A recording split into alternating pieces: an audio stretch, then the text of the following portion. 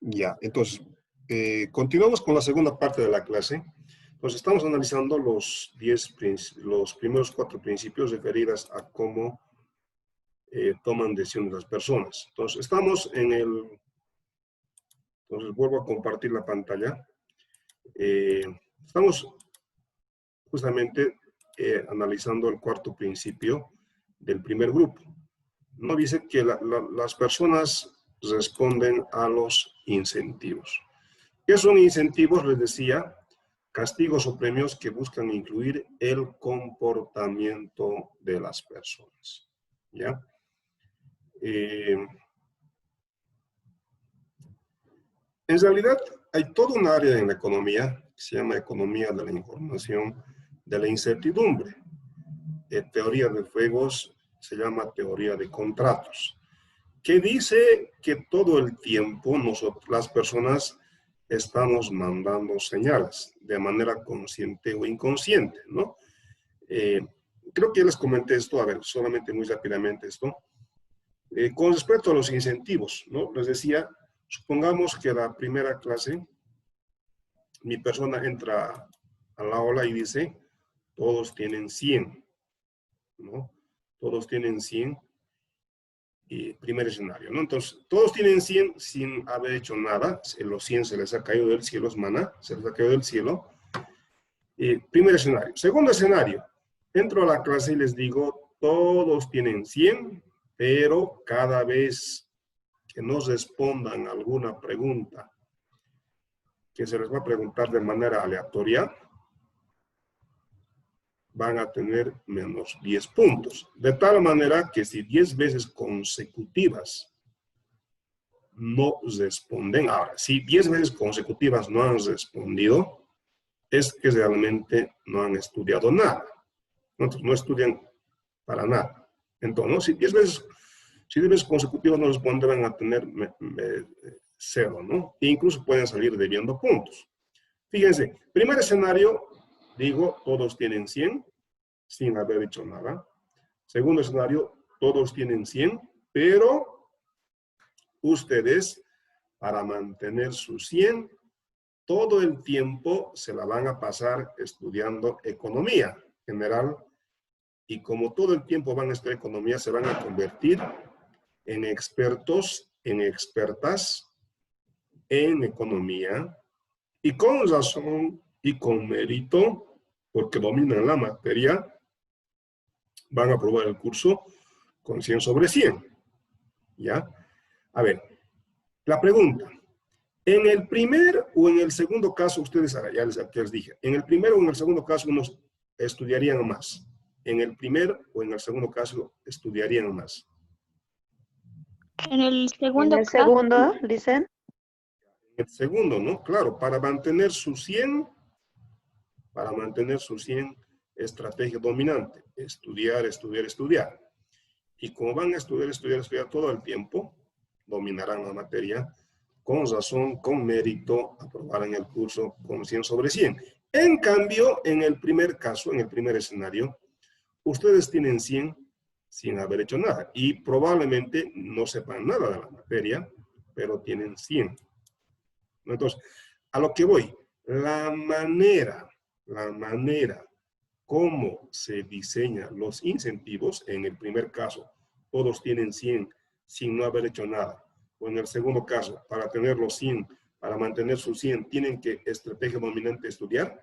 La manera como uno diseña el mecanismo de incentivos afecta el comportamiento de las personas, ¿no?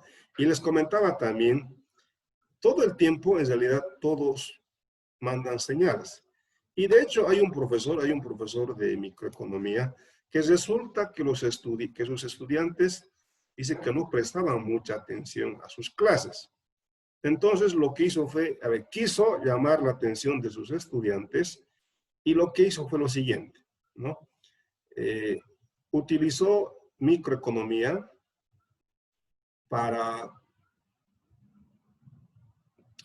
utilizó economía para explicar el comportamiento de una pareja. No digo, ¿no?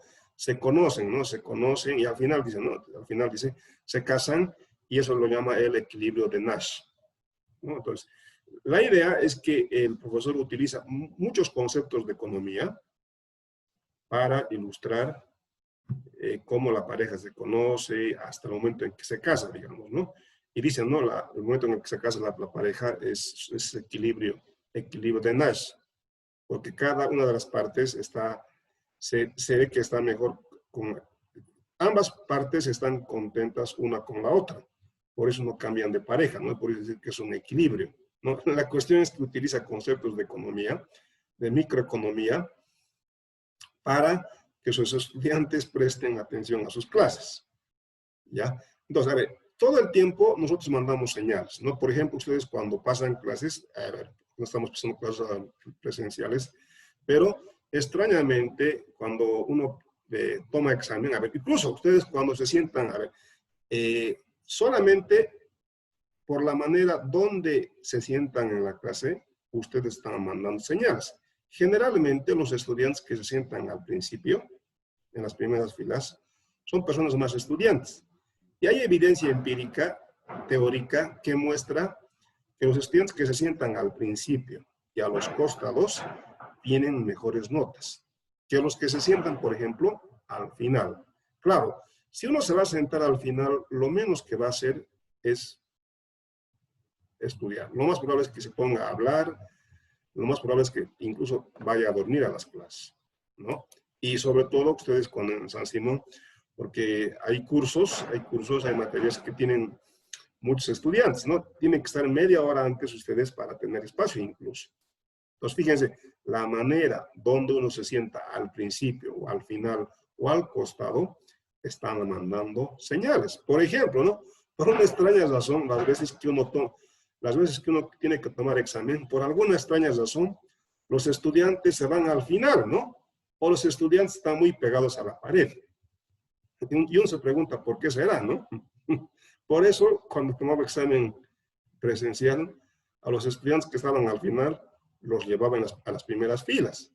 Y a los estudiantes que estaban a los costados, los llevaba a los laterales donde pasaba, ¿no? Claro, es que si uno se sienta al final o se sienta hacia la pared, es que está pensando hacer algo, ¿no? Entonces, fíjense, están mandando señales todo el tiempo, ¿ya?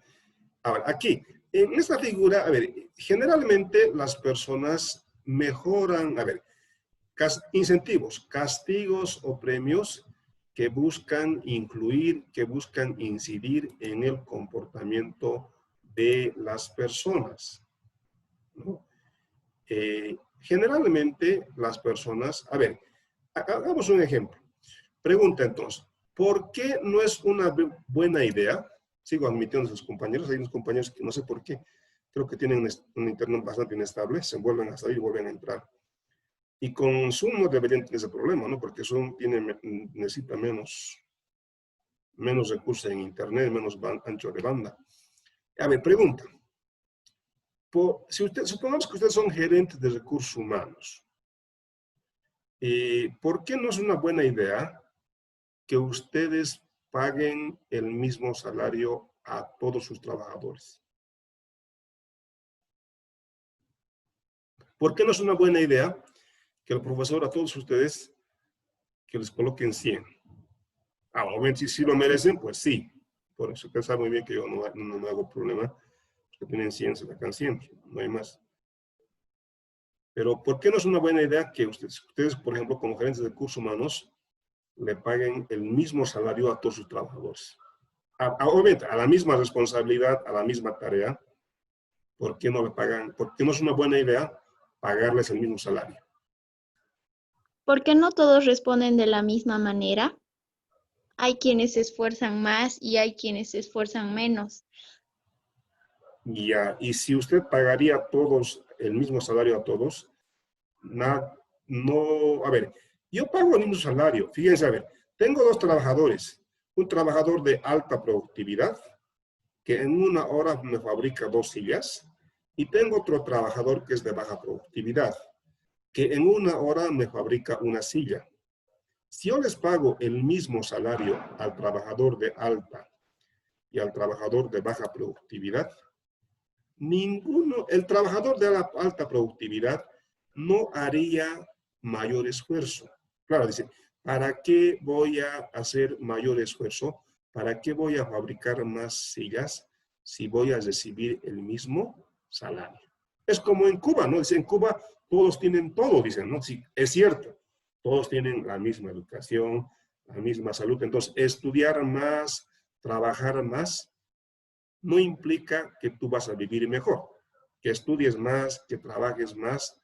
Si todos tienen lo mismo, nadie tiene incentivos para mejorar su desempeño.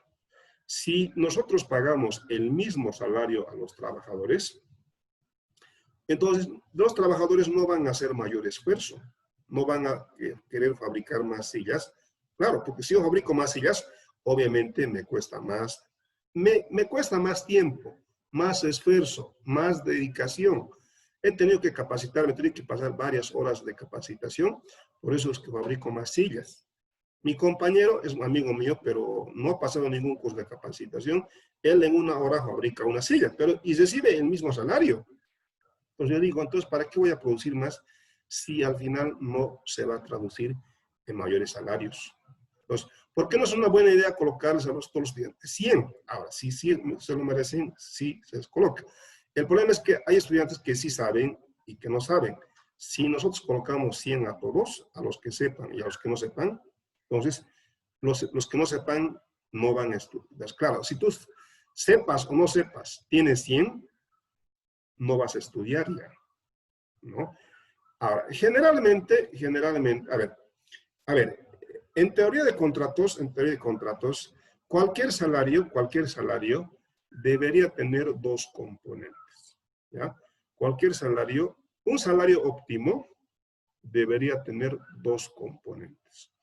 Un componente fijo y un componente variable, ¿ya? Un componente fijo como un salario mínimo. ¿Ah? Como empresario, lo primero que quiero es que el trabajador acepte el contrato. ¿Cómo logro que el trabajador acepte el contrato? Ofreciéndole un salario igual o mayor al que recibiría en otro trabajo. ¿Ya? Entonces, le ofrezco un salario mayor o igual al que recibiría en otro trabajo. Uno, para que acepte el contrato. Eso técnicamente se llama restricción de participación. Pero a mí como empresario, en realidad, no me interesa que el trabajador solamente acepte el contrato. Lo que en realidad me interesa es que el trabajador haga elevado esfuerzo, sea de elevada productividad, que en una hora fabrique no una silla, que en una hora fabrique 2 sillas, por ejemplo. Entonces, ahora, yo como empresario, yo sé que hacer elevado esfuerzo, fabricar 2 sillas, exige mayor esfuerzo, mayor dedicación, ¿no? Le genera desutilidad. Como conozco eso, yo como empresario tengo que reconocerle eso, tengo que reconocerle cómo, pagándole una parte del salario que sea variable. Entonces voy a decir, ¿sabes qué? Te voy a pagar 2,000 bolivianos, que es el salario que te pagarían en la empresa de al lado. Pero por cada silla adicional fabricada por encima de 1, te voy a pagar un bono, una bonificación, un plus. Lo que quiero con eso es que el trabajador haga elevado esfuerzo. Lo que técnicamente esto se llama restricción de incentivo compatible. Es decir, yo pagándole un plus, una parte variable del salario, un plus, una bonificación, lo que estoy queriendo es que el trabajador haga mayor esfuerzo, que me fabrique más sillas, más mesas. Entonces, como les decía, todo salario óptimo tiene que tener un componente fijo un componente fijo como un salario mínimo? Primero, asegurarme que el trabajador acepte el contrato. Se llama técnicamente restricción de participación. Pero en realidad, a mí no me interesaría solamente que el trabajador acepte el contrato, sino que haga elevado esfuerzo, que fabrique más sillas. Que fabrique más sillas, yo sé, reconozco que implica mayor esfuerzo, mayor dedicación. Reconociendo ello, mi persona le va a pagar un plus, un salario variable, que va a depender del número de unidades producidas. ¿Ya? Entonces, en la teoría de contratos hablamos de restricción de participación y restricción de incentivo compatible. ¿Ya? Es decir, por ejemplo, a los vendedores de paraguas hay que pagarles un salario fijo, primero para que acepten el contrato, y después hay que pagarles un salario que dependa del número de paraguas vendidas. De tal manera, a mayor número de paraguas vendidas, se les paga un plus, un salario variable, ¿no? Entonces, con eso, el vendedor de paraguas va a ser más esfuerzo, va a ser más amable, más atento, va a pasar sus cursos de marketing para vender más paraguas. ¿Ya? Eso es. Ahora, generalmente las personas mejoran su desempeño cuando se les paga más. Y eso es lo que vemos justamente aquí. Lo que vemos aquí es esto, fíjense. Si le pagamos mayor salario, las personas mejoran su desempeño. Pero eso solamente es hasta determinado nivel. Pagar elevados salarios, es cierto, al principio mejora el rendimiento, ¿no? A mayor salario aumenta el rendimiento, pero solamente hasta determinado nivel. Si sigues pagando elevado salario, el rendimiento ya no aumenta, el rendimiento disminuye. Y de hecho, antes sus papás, no creo que sus papás pueden ser jóvenes, ¿no? Probablemente cuando sus abuelos han de escuchar esta frase que decía, la política de la zanahoria y del gazote. Zanahoria era premio, gazote era castigo. Si tú hacías bien las cosas, premio, zanahoria. Si tú hacías más las cosas, castigo. Entonces acá justamente está ilustrando esto. Entonces, ahora, en realidad, las personas mejoran su desempeño cuando se les paga mayor salario, si se les coloca mejor nota, pero en realidad debería existir una motivación intrínseca. Es decir, yo no debería dar mejores clases porque me pagan. Debería dar excelentes clases por la satisfacción de hacer bien las cosas, ¿no? Entonces, eso sí, es trascender más allá de lo económico. ¿Sí? Hacer bien las cosas no porque me están pagando, sino hacer las cosas por la satisfacción que uno tiene de hacer bien las cosas. A eso deberíamos apuntar, ¿ya? Para ir más allá de lo económico. Entonces, a las personas, si queremos que las personas hagan lo que queremos, y hay toda una teoría, se llama teoría de contratos, sin que tú le obligues a hacer lo que quieres, puedes diseñar un mecanismo de incentivos. Y de hecho, se llama el problema del principal y el agente. Hay un ejemplo del problema, el modelo del principal y el agente. Por ejemplo, el empresario es el principal, no porque sea el más importante.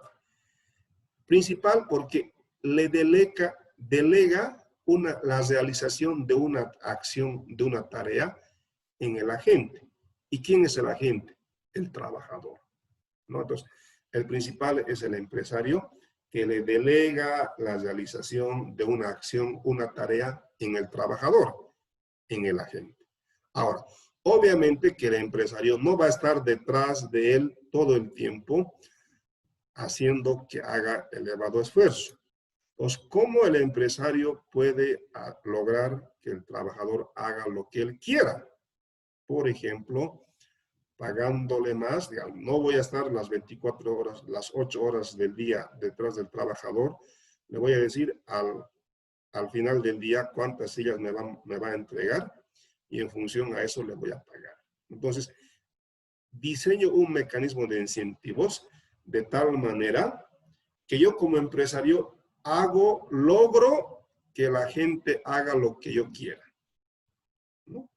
Diseñando un incentivo en ese sentido.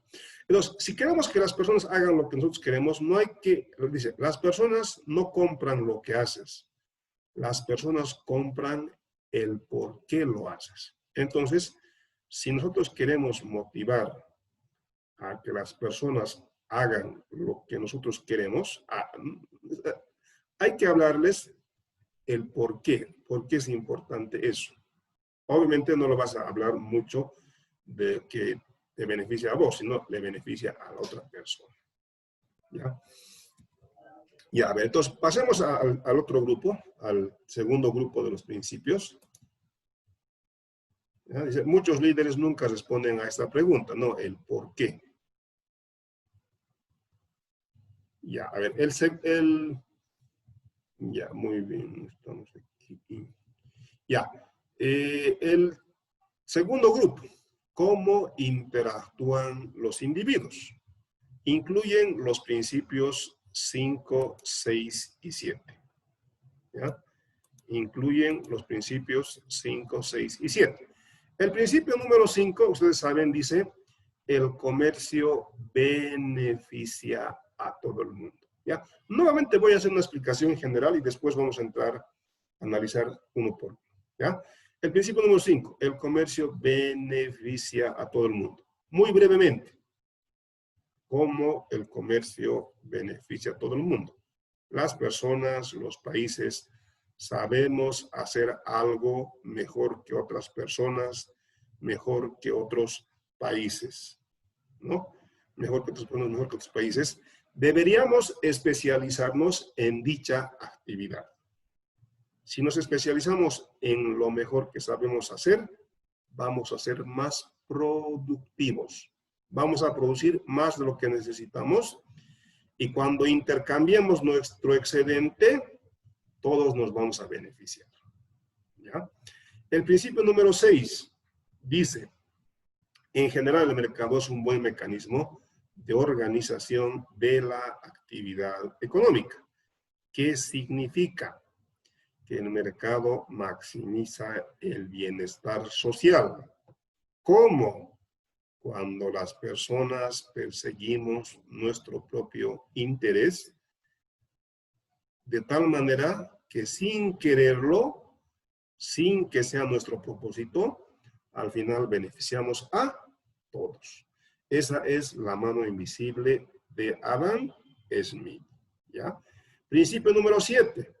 A veces el mercado falla y cuando el mercado falla, el Estado interviene para resolver dichas fallas. ¿En qué casos falla el mercado? Cuando hay externalidades, bienes públicos, información asimétrica, estructuras de mercado no competitivos, pobreza y desigualdad. ¿Ya? Analicemos cada uno de estos principios. El principio número 5 dice, ¿no? El comercio beneficia a todo el mundo. Las personas ganan de intercambiar un bien con otro bien. Wow.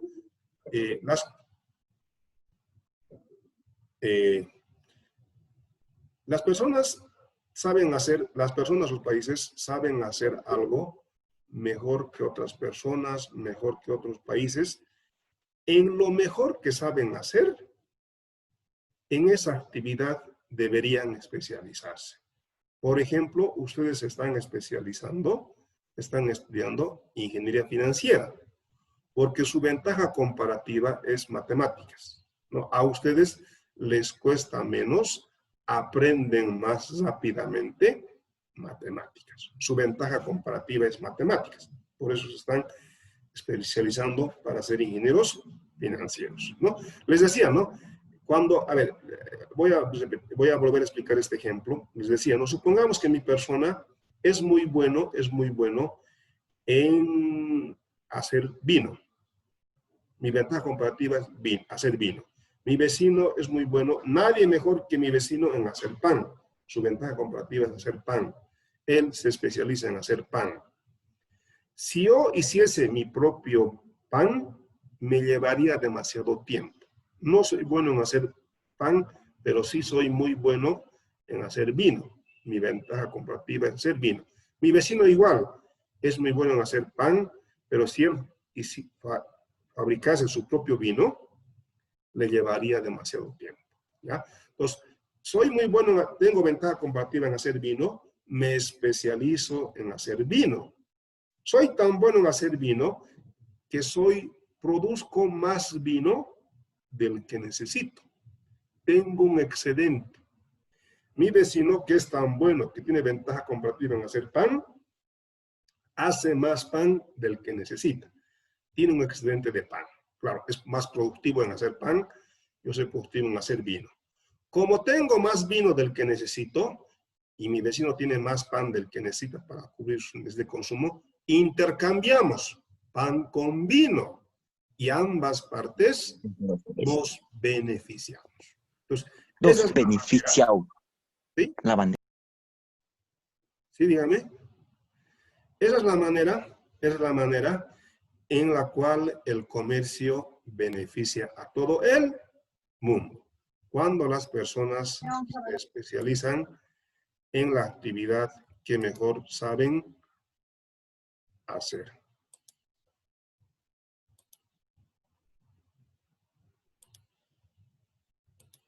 ¿Ya?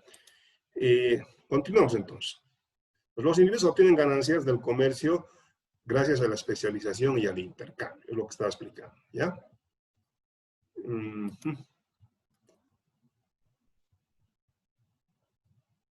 Ya, entonces, yo les voy a pedir que vean, a ver, les voy a mandar el enlace de este video. Dice, se llama Participación y Posición de América Latina y en el Caribe en las cadenas globales de valor, ¿ya? A ver, antes, a ver, ya se logra. Antes los productos eran hechos en un país. Antes este avión Boeing 787, que ven acá, este avión Boeing 787, antes era enteramente fabricado en Estados Unidos. Era hecho en Estados Unidos. Hoy en día, los productos, este mismo avión, es fabricada en alrededor de 25 países. Cada parte del avión es fabricada en un país diferente. Por ejemplo, la caja de la ala central es fabricada en Japón. El tablero de aeronavegación es fabricado en Estados Unidos. La puerta trasera en Francia. El motor en el Reino Unido. Así, cada una de las partes del avión ha sido fabricado en un país diferente. Por eso, este avión hoy en día es hecho en el mundo, ¿ya?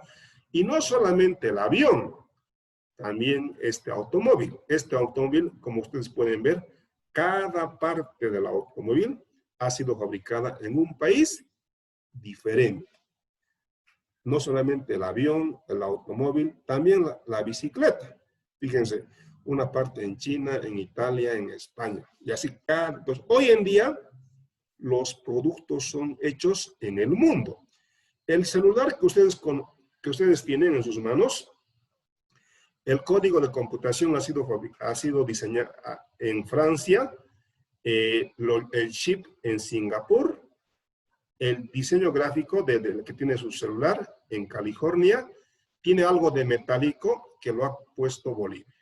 Cada parte de los aviones, de los celulares, de las bicicletas, ha sido fabricada en un país diferente.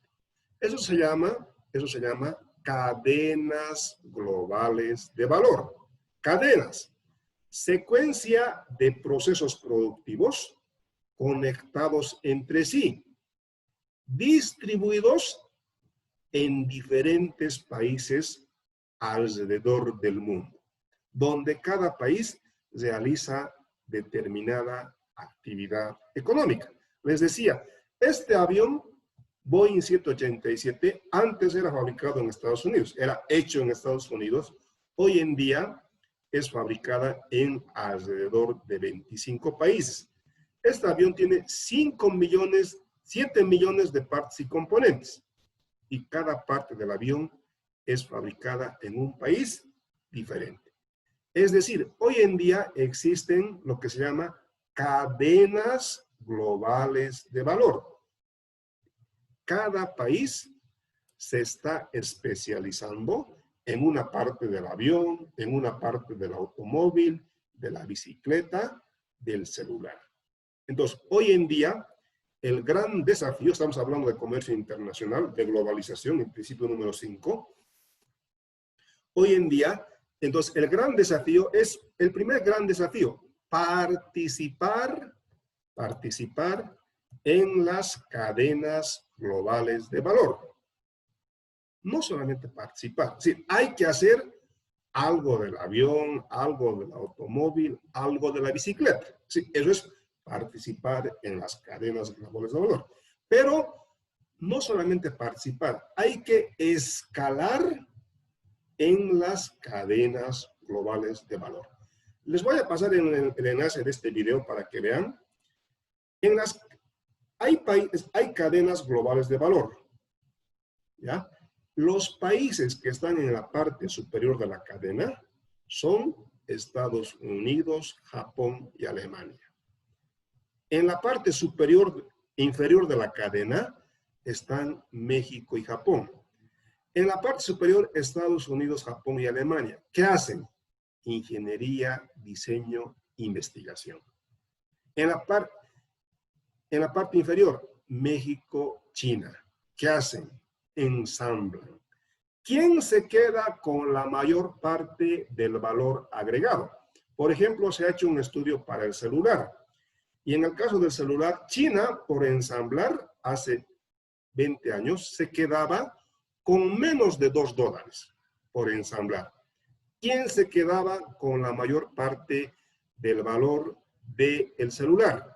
Estados Unidos, Alemania, porque ellos, ¿qué hacen? Ingeniería, diseño e investigación. Entonces, no solamente hay que participar en las cadenas globales de valor, hay que escalar, hay que subir a la parte superior de la cadena global de valor para quedarse con una mayor parte del valor agregado y crecer más. ¿Ya? Quedemos aquí, ya estamos a más de la hora. Entonces, les voy a pasar este video, el enlace de este video. Entonces, lo van a ver este video y les voy a hacer preguntas el día martes. ¿Ya? Entonces, el video se llama, así está, acá está la portada. Se llama Participación y Posición de América Latina en las cadenas globales de valor. ¿Ya? Les voy a mandar el enlace. El grupo de WhatsApp. Hasta luego. Hasta luego, Licen. Hasta luego, licenciado. Hasta luego, licenciado. Hasta luego, licenciado. Hasta luego, cuídense. Hasta luego, licenciado.